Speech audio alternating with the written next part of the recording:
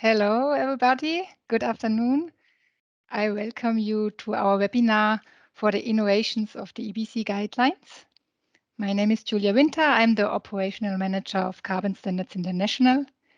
And a special welcome to our two speakers, Dr. Nikolas Hagemann from Ithaka Institut and Heike Renner from q.inspecta. I would like to point out that the webinar is recorded, so please keep unmuted, switch off your camera and ask your questions in the chat box. So we will answer your questions after the specific presentations. The agenda for the next 1.5 hours is as follows. I will share my screen.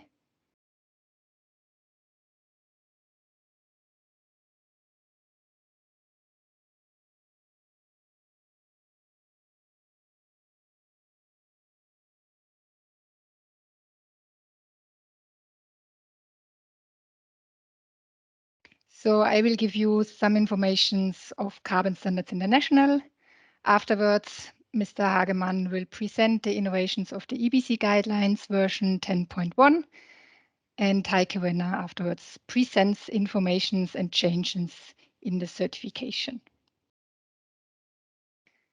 For the certification of the ceasing potential at the factory gate, there is a ceasing form in the EBC portal available for certified batches, so you can fill in this form. And in March 2022, we will publish a detailed process description for this ceasing form. In the second half of the year, the EBC portal will receive a new layout. And you have received a newsletter concerning the sampling training on the 29th and 30 March of 2022. This training will qualify you as an accredited sampler. So afterwards, you are allowed to independently take samples for the EBC certification. This training will be conducted in German. So if you are interested in an English language training, please contact us and then we can see if we can plan a next session for the English-speaking people. So this was my part, and I will forward to Nikolas from Ithaka Institute for the innovations of the EBC Guidelines. Thank you. Yes, thank you very much. Just struggling for a moment. 1 second, please.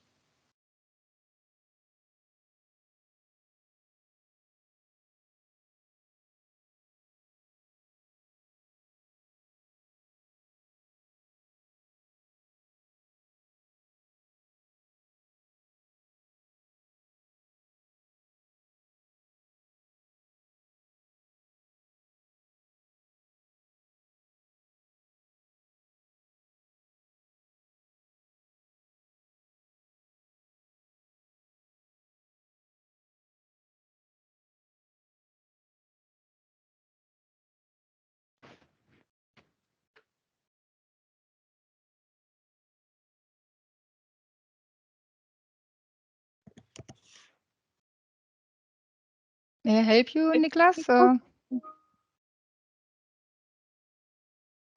now we've said, sorry for that. Okay, so first of all, thank you very much for the introduction. And first of all, I'm happy to present the EBC Guidelines version 10.1 to you.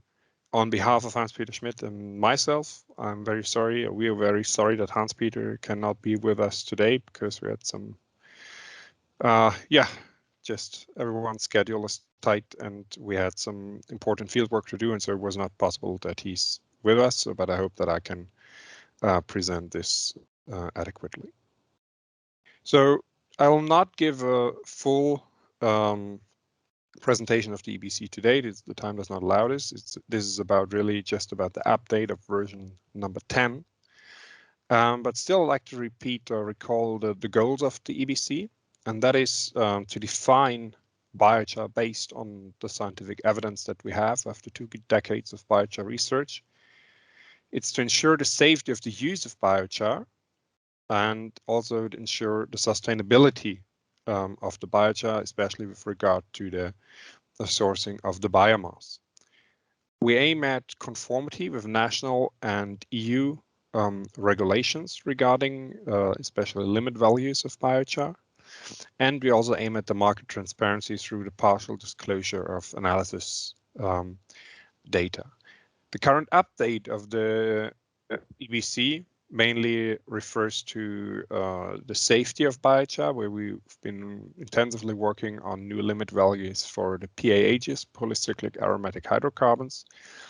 And in line with this, we also improved the conformity with EU regulations.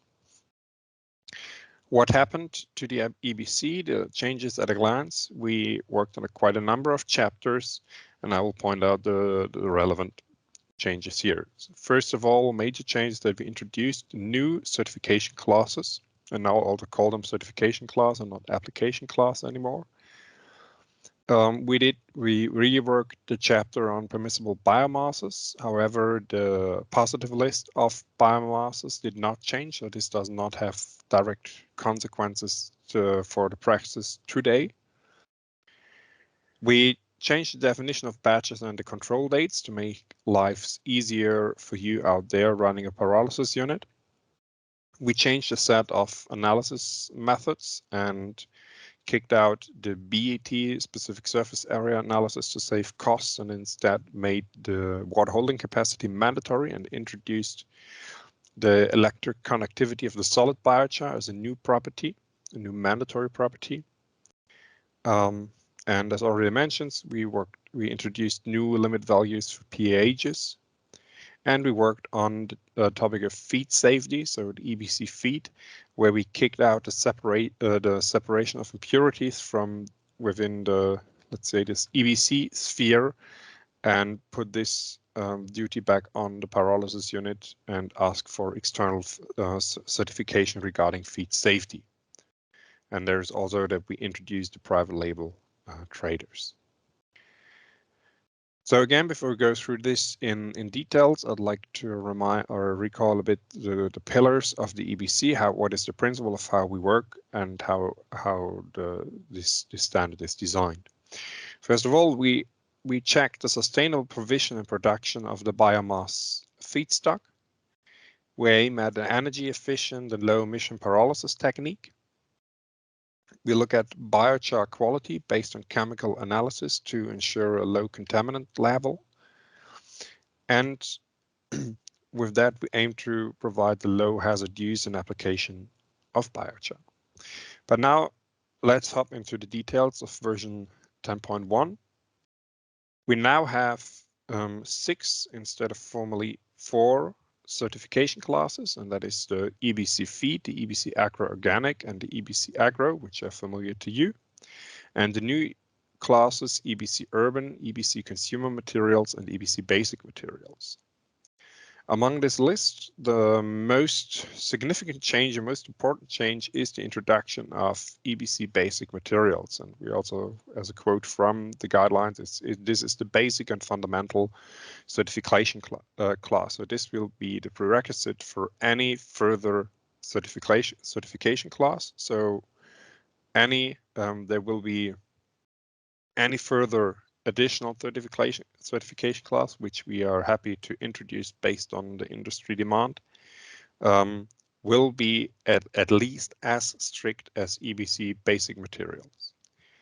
With EBC Basic Materials, we make EBC biochar compliant with the EU REACH regulation regarding PAHs. But please keep in mind that the EBC REACH regulation is just the foundation for the EBC REACH process. So this does not mean that that this replaces the REACH registration of your individual company. Please don't mix this up. And with this, we also now provide a very clear distinction of what is a biochar and what is a waste produced by any pyrolysis or gasification unit that is not optimized for biochar production. And this also means that we now consider any biochar that is not suitable for the certification of EBC basic materials is what we consider as a waste. And if by accident a EBC certified pyrolysis unit produces such biochar that cannot be certified according to EBC basic materials, we have to ask the producer to dispose this material and provide any certificate for any proof for the correct disposal of this batch of waste. And also, of course, still with EBC basic materials, we provide the basic safety to health and the environment, but only to a degree that we have to ask manufacturers that you're only allowed to sell, to trade EBC basic material biochar B2B, so business to business, when you declare the hazards that come with this specific material. So the overall aim, where should EBC basic materials be applied? This is for sure at the moment construction, building materials, and we are happy, as already mentioned, to work on further diversification of the certification classes based on basic materials and based on what is demanded by the industry. The next new class is the EBC consumer materials. This is biochar that can be used in products with a direct skin contact or even food contact. So this will be mainly probably be used in any type of daily use plastic material, but is not allowed to be used in medical or health products, and especially not allowed in food or feed. And of course, here, as this is when the product comes to the end, to the customer, it must be free of dust formation. EBC Urban is a class of a certification class of biochar for use in urban soils, driven by the growing demand from municipalities and cities to use biochar in substrates for tree growth along roads, and it can be also used for soil remediation or the production of ornamental plants or in tree nurseries. So it can be used basically everywhere in soil except for food and feed production. And so the background is that these applications are not subject to agricultural regulations like the EU fertilizer product regulation. So here we are free to choose or to regulate as much as we think that it is appropriate with the specific characteristics of biochar. In cities are also, when we need to remediate soil, we have a high background of pollutants in the soil, but still nevertheless have the need for strict regulations to ensure the health of the workers and of the environment when biochar is applied. The other three certification class you're familiar with. So this is EBC Feed, EBC Agro, and EBC Agro Organic, which are mainly driven by the respective EU regulations, like the EU catalog on feed materials, the EU regulation on organic products, and the future amendment to the EU fertilizing product regulation that will allow pyrolysis products.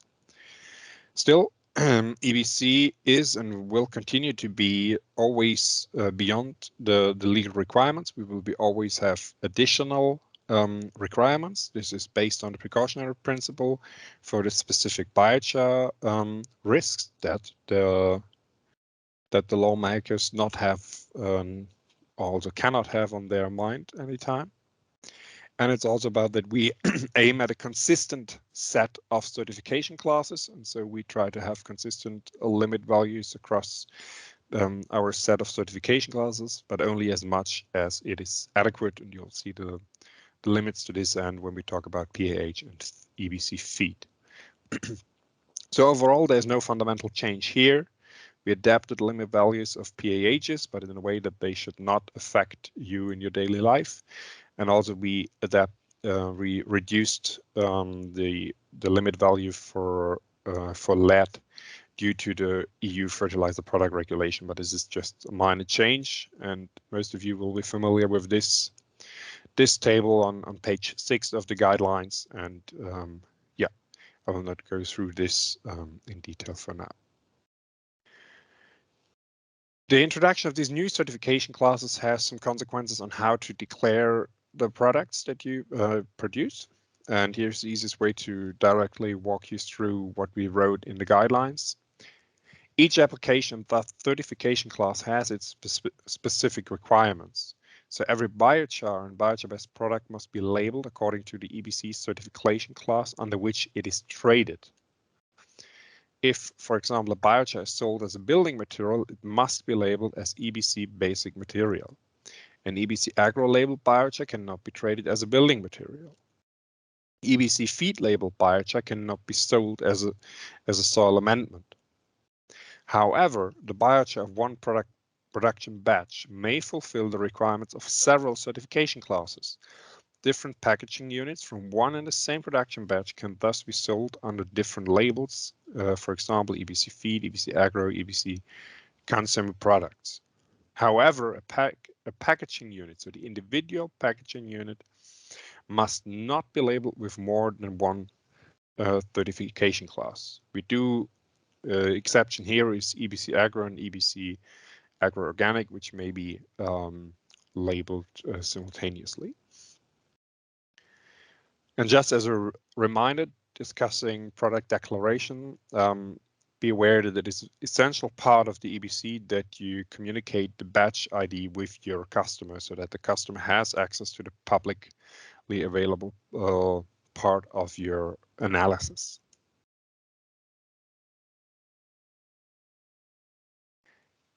With the introduction of these new certification class, we also reshaped the way that we look at and that we set limit values to PAHs. And I like to start here with a brief introduction to what are PAHs, polycyclic aromatic hydrocarbons.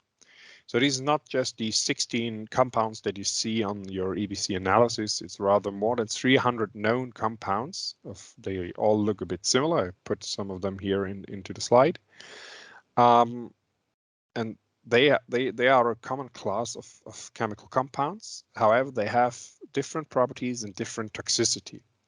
And also for monitoring and regulation, we cannot quantify 300 compounds, so we must take a selection to be quantified and to assign the limit values to.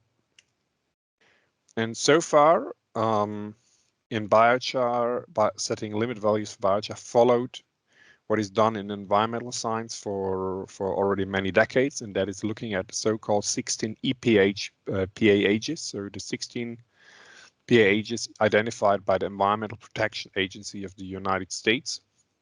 And they were selected because they are easy to quantify, they are omnipresent in the environment due to combustion processes by humans, and they are environmentally relevant. Still, they are quite heterogeneous, and they're especially heterogeneous with regard to their toxicity. And so for the left 8 substances, there's no definite evidence for their cancerogenity. However, for the right 8, the 8 compounds on your right, they are proven to be cancerogenic.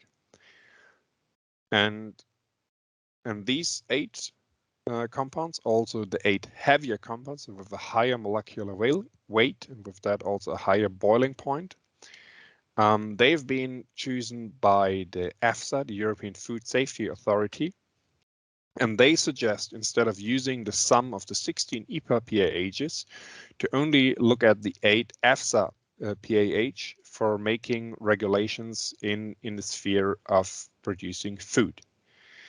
And so that's why we also decided to focus future biochar regulation on these 8 EFSA PAHs instead of the 16 EPA PAHs. However, this is not the end to the story. Also, other bodies at the EU regulate PAHs, and what is relevant here is the EU REACH regulation, and this looks also at 8 cancerogenic PAHs. However, they use a different subset, displayed here, which differs by 2 compounds from the 8 EFSA PAHs. And so this is the reason why in the future, or as of today, we will not only analyze 16 but 18 individual PAH compound within EBC analysis. And so we define the new limit values. We limit the use of 16 EPA PAHs to EBC agro organic and EBC agro with the well-known limit values. We add a limit value for the sum of 8 EFSA PAHs of 1 milligram per kilogram for all certifications classes, with the except the EBC basic materials where 4 milligram per kilogram do apply. Additionally, for all certification class without any exception, we also have limit values for the individual compounds of the 8 EU PAHs, and that is 1 milligram per kilogram each per single compound per congener. And so all applicable requirements must be met simultaneously. And the big practical advantage is that standard pH analysis is sufficient for all of these limit values. So the so far applied specific pH analysis for feed biochar, which was more expensive, is not necessary anymore. And so we are now having this set of 3 different limit values at the same time to have the conformity with the regulations relevant to agriculture, to increase the safety simply based on our own calculations, and to be conform with the EU REACH regulation. So how on earth did we come across this limit value for the 8 EFSA PAHs? This was calculated by Ithaka and the advisory board of the EBC based on almost 1,000 PAH analysis available to us through the EBC routine analysis. And here we selected all analysis or all biochars that passed, that had 6 milligrams per kilogram 16 EPA PAHs or less, so all EBC agro biochars, and checked how much 8 EFSA PAHs they contain. And with that, we found that with a limit value of 1 milligram per kilogram, 99% of all these biochars would pass this additional limit value. And so with this, we define that the distribution of the individual pH compounds that we have with the present day pyrolysis technology, that we maintain this level of safety also for the future, even if there are new pyrolysis technologies arising that might produce selectively biochar with selectively higher content of the cancer organic PAH compounds. Because the motivation is that if this within the 16 EPA PAHs, the 4 milligrams in EBC agroorganic, if all of that or 90% of that is naphthalene, it's not of a problem. However, if a new pyrolysis technology would arise that would not produce naphthalene or avoid the condensation of naphthalene selectively, but would put, for example, up to 4 milligram per kilogram of benzoapirin onto the biochar, then we would run into a real problem. And that's why we introduced this additional limit value. So from here, I'd like to move on to the new regulation of the certification class EBC feed, and would like to remind all of you that EBC feed alone does not turn you into a feed producer. And we need to look at the EBC, the EC regulation 183/2005, which lays down the requirements for feed hygiene. And this clearly states that a feed manufacturer is responsible for feed safety, and that, quote, feed business operators shall put in place, implement, and maintain a permanent written procedure or procedure based on the HACCP principle, end quote.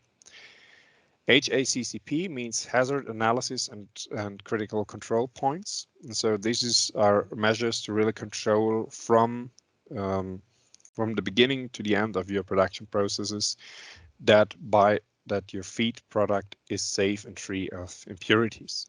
So what does the EBC contribute to this end?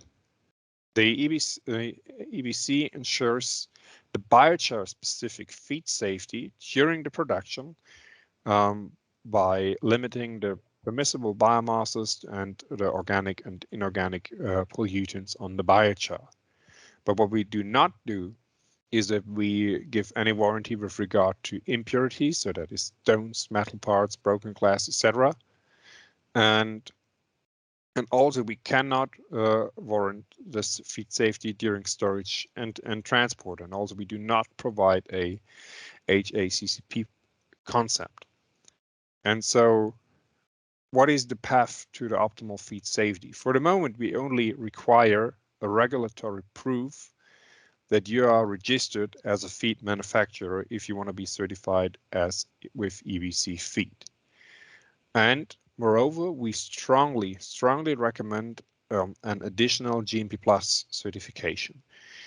Ithaka EBC do have a cooperation contract with GMP Plus so that we together improve food safety with regard to biochar, and that each other recommends the double certification. However, our goal is to have the dual certification of GMP Plus and Ithaka and EBC mandatory, so that there is no GMP Plus biochar anymore that is not EBC certified, and vice versa. But still, this is subject to ongoing negotiations. Let's have a look at the changes in water content and the analysis of biochar. First, on water content, this is more a reminder because this has been there as long as there is EBC. For biochar to be used in agriculture and soil, it means EBC feed, EBC agro organic, EBC agro, and EBC urban. Dust formation must, and this is a must and not a shall, must be prevented by suitable water content of the biochar. This is the rule, and our recommendation is to have 30% water content. I know that many people, for whatever reason, don't like 30% water content and are convinced that they can prevent dust formation even at lower water content. Still, this remains our strong recommendation to use 30%. Put 30% water on the biochar, and you're safe with regard to dust and all its problems, including fire. For EBC consumer materials and EBC basic materials, you are allowed to trade them at any water content that is suitable for the application. However, if the dust formation cannot be prevented, you're only allowed to sell also consumer materials biochar only B2B, and you must declare the hazards coming along with dusty material. On the analysis, we replaced BET, so the gas absorption method, to determine specific surface area based on the Brunauer, Emmett, and Teller calculations, and put into place the water holding capacity. So now BET was mandatory, is now optional, and for water holding capacity was optional and is now mandatory. The motivation for this is that the BET is kind of a nice parameter, but it's still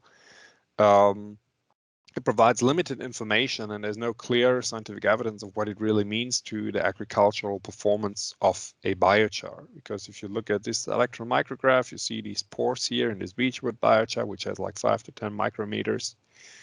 And people would think that what the BET tells you is the surface within these pores, but this is not true.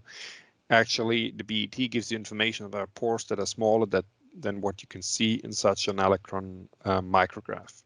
And the water holding capacity gives you much better information on the porosity of the biochar, and also the porosity that is relevant with regard to water retention, but also in habitable space for microorganisms is much better presented by the WHC than by BET. And another main motivation is that simply it's much cheaper, because BET is a lot of manual work and very very expensive. And also having this reduction in costs allowed us to introduce a new method for biochar characterization, and that is the conductivity of the solid biochar, not to be confused with the conductivity that is already mentioned now in your EBC analysis, because this is the conductivity of the leachate or of biochar being washed, which is an estimate for the content of soluble salts. So now for the conductivity of the solid biochar, we ground biochar, we press it, we make a pellet, and we have electrodes above and below the biochar to measure the electrical resistance to calculate the conductivity. And so there's a twofold objective here. It's about just simplifying the mapping of the highly complex properties of biochar. We'll get back to this in a second. And also to simplify or allow quality control of the pyrolysis process right in the factory, because conductivity also can be measured quite easily. So what is this about having a simplified mapping of char properties? So pyrolysis is about changing the bonds of carbon, forming new carbon compounds from your biochar on the biomass on its way to biochar. And so what you see here, you have, when at low temperatures, you have this amorphous char, very unorganized carbonaceous compounds, which then with increasing temperature grow into these graphitic sheets. And then where the temperatures way above relevance to biochar production, you really get graphitic or graphene-like properties. But these properties are very difficult, are decisive for the biochar properties, for their interaction with microbes and many other things. But measuring them directly requires really high-end analytical equipment that is available to research, but is not applicable in routine analysis. However, the measurement of the electric conductivity is very sensitive to these small changes, and we aim to get very good information about this, about the biochar quality. And you can use this to track changes, for example, in your pyrolysis temperature or residence time by detecting changes in the electric conductivity. So basically, this is just a new way of looking at biochar and biochar characterization to get a better idea of the material that we are actually dealing with. Definition of batches and control dates.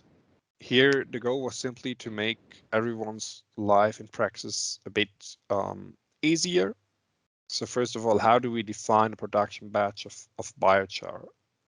Biochar produced over a maximum of 365 days, so 1 year, can be defined in one batch, as long as it is produced under a uniform temperature with only short-term, I have to underline here, short-term fluctuations of a maximum of 20%.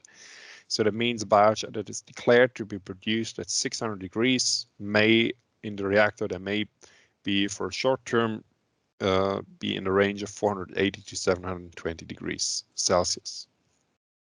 With regard to biomass, we also require a uniform biomass to be used during the production period. And for blends, there's also a tolerance of their composition of 20%. So if you claim to mix 50% husks or whatever and 50% of wood, in fact, this may be 40 to 60% husks and 40 to 60% of wood. Important is, additionally, of course, the batch is not is seldomly produced in one go. You will have interruptions based on trouble on the machine or just the need for maintenance. All this is not a problem and will not interrupt the batch, but as long as you document this well. The completion of a batch and the start of a new production batch must be registered on the EBC website, and it is very important that this cannot be done retroactively. So it can only, a new batch can at the earliest start at the day of the registration. Now, where is the point that makes life easier for you? Here this is about sampling. If you have this is your very first batch, you have to perform sampling within 2 months. But if you then have a consecutive batch that is produced under the same parameters, the analysis of the previous batch remains valid until the new analysis is performed. And the sampling has to be done within 1 year after the previous sampling. For sampling, just a repetition of the general rules, we need representative sampling performed by an accredited sampler. You can have an accredited sampler within your company. We just heard about the next possibility for a sampler training. Second, is important that the analysis for a batch may only be handed in after its online registration. The background to this is we experienced previously that people were taking samples and sending them in until and repeated this up until one analysis just was suitable for the one or the other thing, and then they try to use this for the registration of the batch. And so here we want to avoid this. We want one representative sample, and this data will be applied to the whole batch. Now let's turn to the permissible biomasses. So here we have one fundamental change, although this has not yet any practical consequences for you. And this is the first sentence: only biomass and no fossil carbon may be used to produce biochar. The EBC positive list appendix 1 indicates which types of biomass are permissible for each application class, end quote.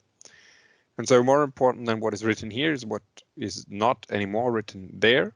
And this is that we remove the restriction or the limit to plant biomass. And so this opens the door for the use of sewage sludge and manure and other things to produce biochar under certain rules that are currently on the way to be defined. We also reworked a bit on the permissible on the amount of plastic that is allowed in the permissible biomass. Quote, to produce EBC feed, EBC agro organic, and EBC urban qualities, unavoidable contamination of the biomass by plastic and rubber must not exceed 1% on a mass basis. To produce biochar for materials, EBC consumer materials, EBC basic materials, plastic and rubber content of up to 10% can be accepted, though these are subject to declaration and require written approval of Carbon Standards International, end quote. So here we are, this is important. I want to highlight the two words unavoidable contamination. So does not allow the deliberate mixing of plastic into biochar, but is about to allow the use of residuals of waste organic matter that just contains some plastics and that otherwise would have to be burned in waste incineration. We would like to these are the materials that we intend with these terms here. There's research ongoing at Ithaka and at other places in the world on the behavior of plastic in biomass pyrolysis, and so we hope to allow even higher amounts of plastic in the near future. Other than this, the positive list of permissible biomass for the production of biochar just looks the same as before. We just added the 3 columns for EBC urban, consumer materials, and basic materials. We worked a bit on the special requirements and notes. These are just details, and this is just about being more precise with regard to the rules of plastic contamination. We further added some short description here on any feedstock origin to make things a bit more clear what this means. For example, we have, waste wood A1 is here in forestry, and you'll find below here also in recycling economy. And with this just notes, we would like to make the clear distinction, because this is just something that comes straight from forestry operations or a sawmill, but not from a recycling firm. So this is just something that we wanted to point out here. Another change is that we introduced the IDS 05, the general landscaping residues. This has not been there before and was a bit inconsistent. So we added this class which is also applicable for EBC feed when it comes from well-documented sources and when it does not come from roadside biomass. Yes, and so with that, we already come to an end. Oh, sorry, there's still a German slide here. I'd like to introduce you to the private label traders, or overall how we look at the companies, that organizations that can be certified according to the EBC. So this is the manufacturing companies, so the people who run the pyrolysis unit. This is basically what 90% of the EBC guidelines is about. Then we have the companies who are trading and repackaging and biochar and manufacture biochar-based products.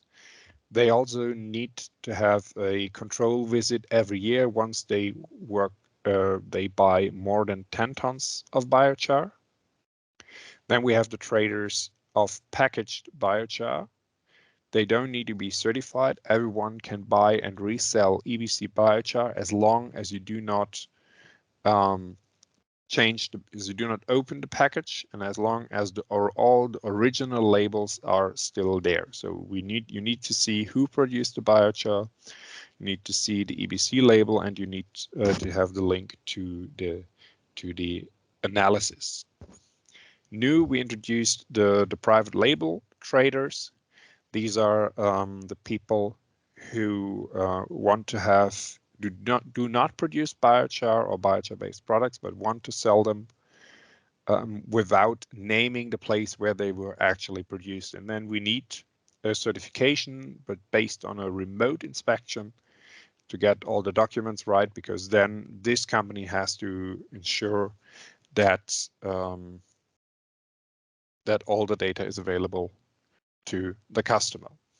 And with this, I'd like to thank you for your attention, and I'm happy to receive comments or questions. Thank you very much, Nikolas. We have a few questions in the chat box. So the first would be, is there any detailed guidance on the company REACH registration from EBC? Now, we don't do this so far. This was both the German Biochar Association and the EBI were taking care of this. So the pathway at the moment is that you need the help of the company REACH Check, based in Aschaffenburg, Germany. Both EBI and German Biochar Association have some kind of contract with them to provide a discount when you are a member of one of these organizations. So I advise to address either EBI or FHPK, Fachverband Pflanzenkohle, German Biochar Association, on this topic. Okay, next questions. Are the rules final, or do you anticipate further changes? I think EBC is probably a bit like the church in Cologne. They say once it's finished, then the world goes down. No, this is not. We did one step, and a major step was the introduction of EBC basic materials, which shall be the foundation to say, okay, this is biochar and this is not biochar. And so this is a general rule established now for the future, but we will, and also with the PAHs, this was now a major step. But of course, we will further develop the EBC because regulations will change over time. We still do not have specific certification classes for example, for applications in plastic, which we are pretty sure that we will have a certification class with this. We are already working on the inclusion of the non-plant biomass. This will be, but let's say this will be additive to the EBC. So if you're producing biochar from wood, nothing will change for you to this end. And yeah, so it will always change, and it will be there will be an annual revision probably still over the next couple of years, because it's still a very dynamic field. Okay, the next question: are the requirements on permissible biomasses compliant with EU taxonomy criteria? I would need some further background on this question, please.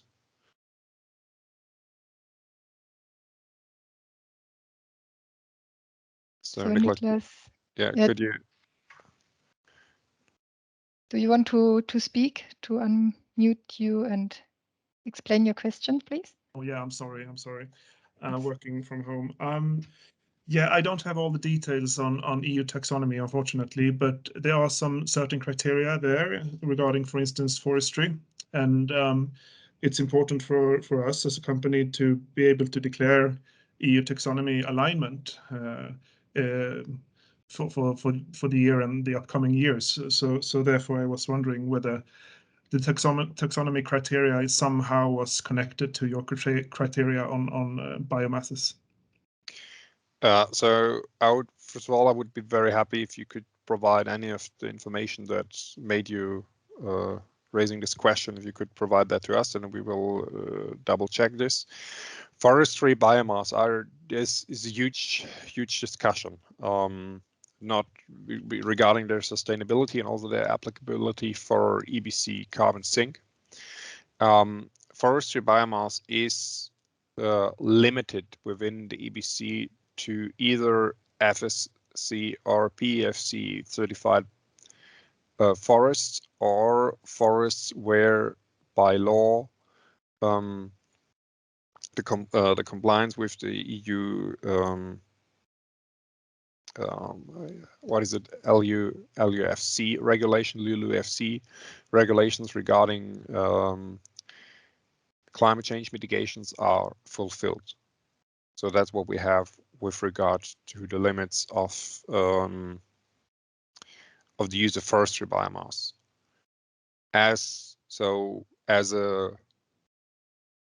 Just as a reasonable person, I would say yes, because we have aligned this with the EU regulations that we are aware of.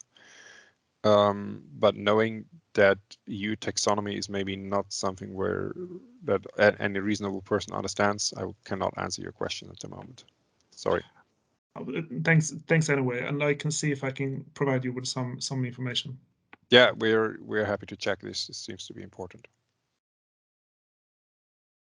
Okay, so the next question is concerning the presentations and the video. Yes, we will publish it on the website on the Carbon Standards International, so you will find it under the chapter of the trainings. Okay, so no more questions at the moment to you, Nikolas. Thank you very much. So I will forward the next presentation to Heike Renner from q.inspecta.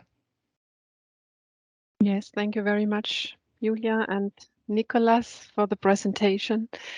And yes, let me share my screen now.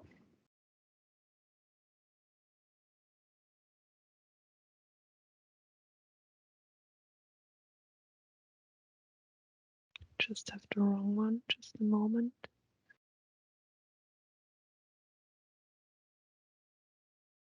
So.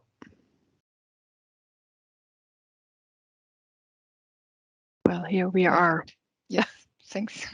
Yes, thank you. So, yes, welcome. My name is Heike Renner. I'm the responsible program manager for the EBC certification since 10 years now, since the first guideline came into force. And we started with 4 operators in 2012 already. So, and I'm responsible in between BioInspector for the whole program, all the inspection checklists and trainings and all the QM documents and so on. So yes, I'm happy to provide you some information about the EBC inspection and certification process. As a lot of operators are new now for the EBC, in the last year we had a lot of new clients, so I would like to give an overview of our bioinspector and then about the EBC inspection and certification process before we come to the updates for 2022 in the program. So first of all, bioinspector, we are located here in Frick, in the Frick Valley in Switzerland. The ones who don't know the surrounding, I've put some pictures here, and we are surrounded by the, we are in between the campus of the Research Institute of Organic Farming, FIBEL. So we are surrounded by quite a nice landscape here. About the milestones of bioinspector. Bioinspector was established 1999 as a pure organic certification body, but yes, we developed over time with for example, also with q.inspecta for certifying more environmental or fair trade labels, which are not related to organic, because the term organic is it's by law defined, and it's for food and feed. So also EBC is in the program of q.inspecta. It's not another company, it's just another layout of certificate. And yes, just to describe you this, why do you get a certificate of q.inspecta? But bioinspector, q.inspecta is one company. Over the years, we established several subsidiaries of bioinspector in Turkey, in Albania, and yes, in 2019, we are all under umbrella roof of EasyCert Group. So also our partner CB in Austria BioGuarantee, and we are all using the same IT tools for inspection and certification. So, and we provide you this service from the international department. So yes, I've implemented some links to our webpage where you can gain more information. So EBC is one of a bunch of international services we provide here to our clients internationally. So why do you need a certification? What is the benefit for that you get EBC certified?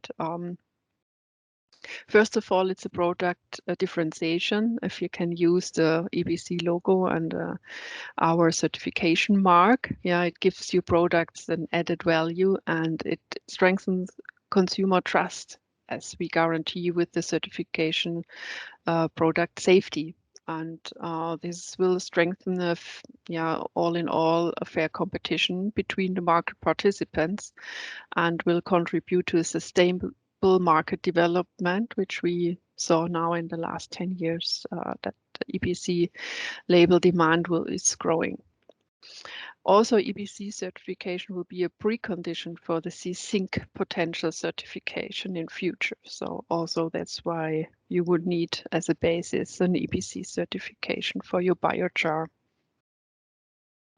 So certification is done first of all. The first step will be an on-site inspection where the criteria of the standards will be checked from an inspector on-site.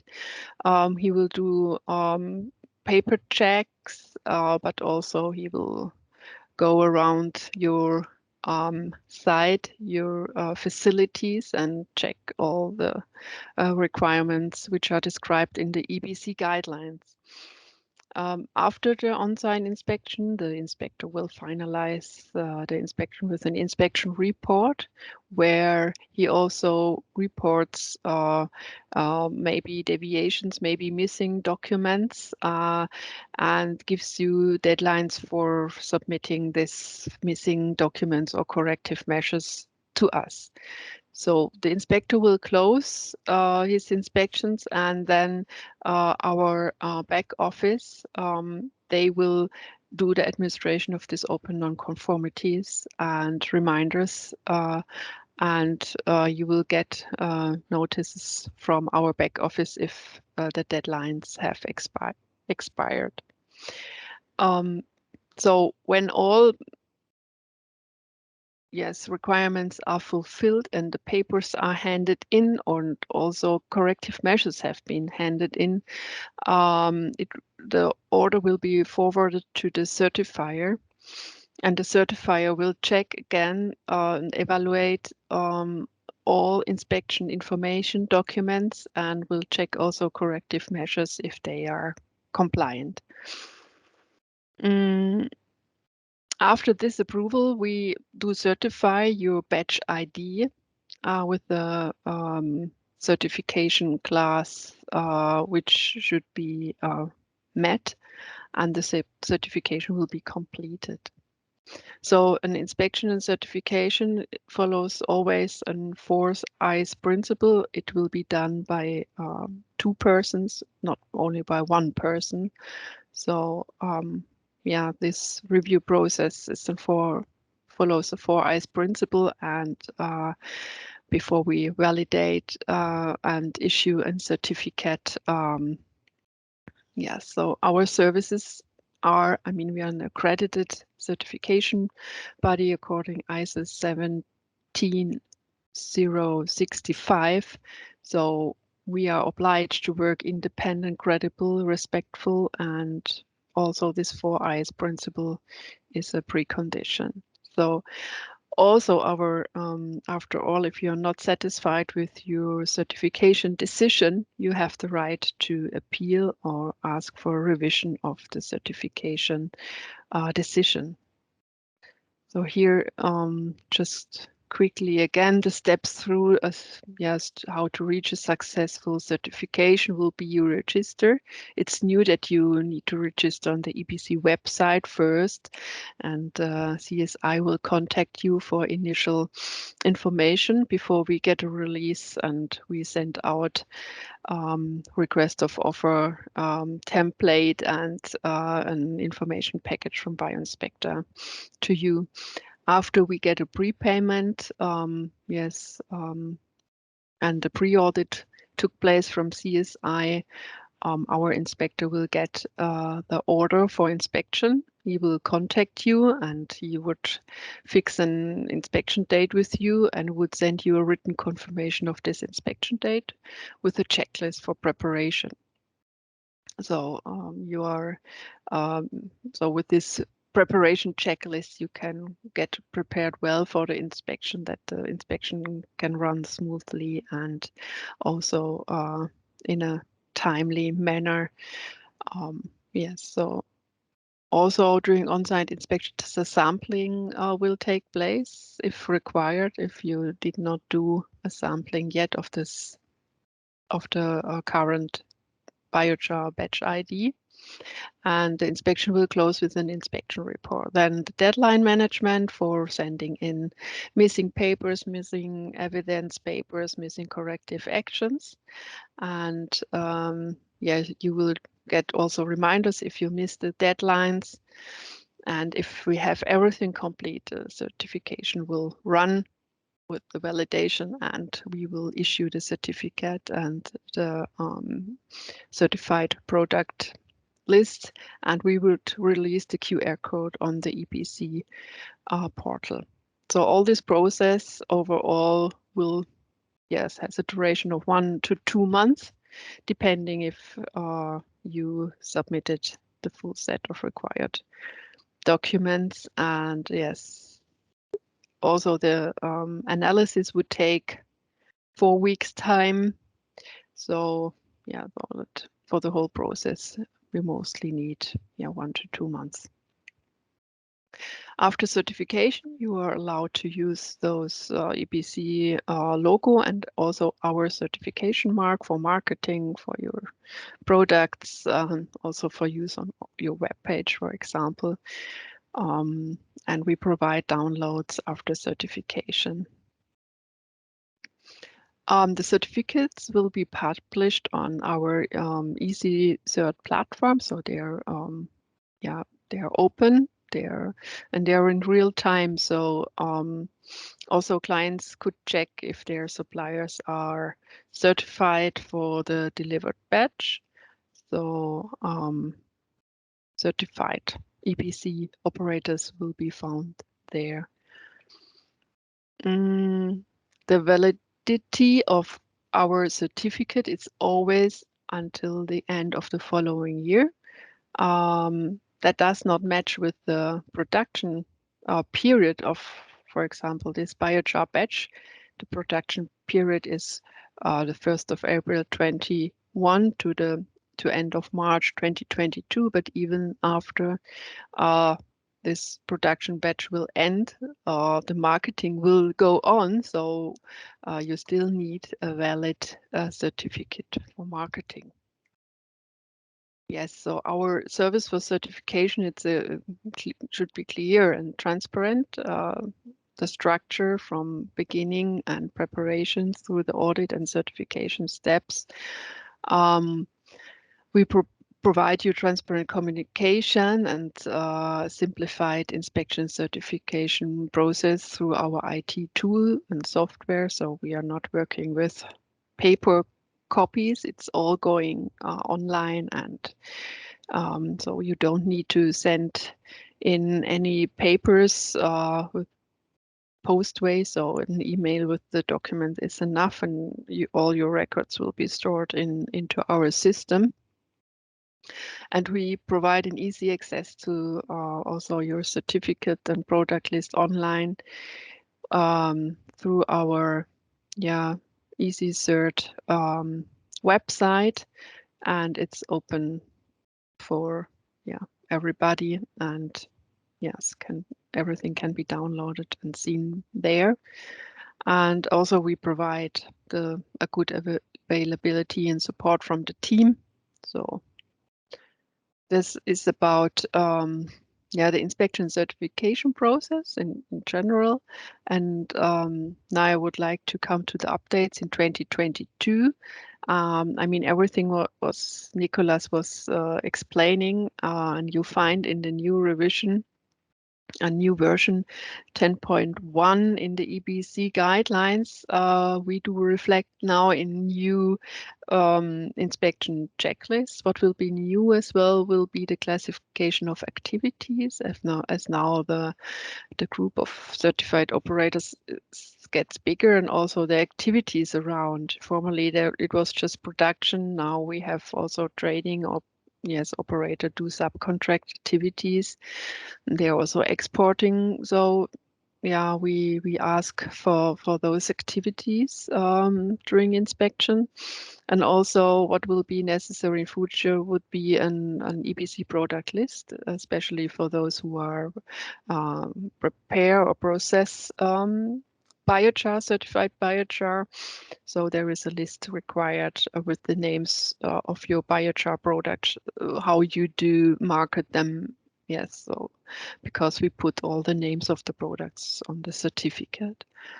Then what will be new is also the classification of the EBC certification class. We ask at the beginning what you like to target, that we know for which certification class you would like to have on the certificate, and then we check if they meet all the requirements.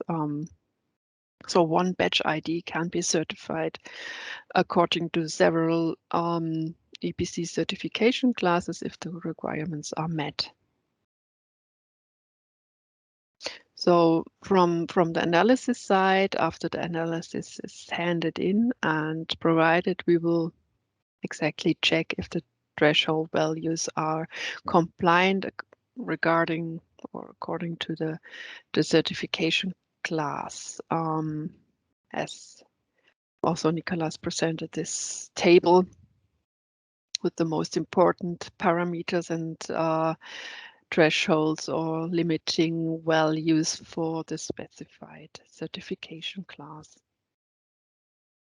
After we close the certification, we will also entering an analysis parameter on the EBC portal, and we will also release the QR code, which you can afterwards download and which you should use on your labels for your biochar. So we also had the question, can operators now also ask for a reassessment for the running batch ID according to the new guidelines? And the answer will be yes. You would be able to order your laboratory for a reanalysis of the missing parameters because the laboratory has a reserve sample of your last sample of the current batch ID. So you can give an order to the laboratory to reanalyze those missing parameters. And after the reception of a new analysis report, you can request and write us an email with the request for reassessment. With the indication of the batch ID you want to get reassessed and what targeted EBC certification class you are expecting to reach. This order will be forwarded to the certifier, and the certifier will reassess the analysis and will issue the new outcome of the EBC certification class, and will publish it on the product list and also on EasyCert. Yes, and we will provide you then, deliver you the updated certified product list. Overall, I think we would need up to 1 hour for such a reassessment, just to give you a hint for what does it mean in costs. So it will be charged according to our price list, but it will take and last, for example, up to 1 hour. So yes, I would thank you for that I could present our certification program for EBC, and those are my contacts. You can write me an email or give me a phone call if you have questions, or if you now have questions for sure. You can address them now, and we can just check if there are some questions open also with Nikolas. Okay, thank you very much, Heike, for this nice presentation. At the moment, we don't have further questions in the chat box. So perhaps we just wait a little bit. Perhaps there's just popping up questions from your side.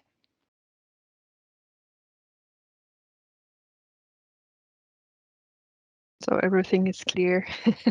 This is wonderful. I think there will come a question. What does a typical certification cost?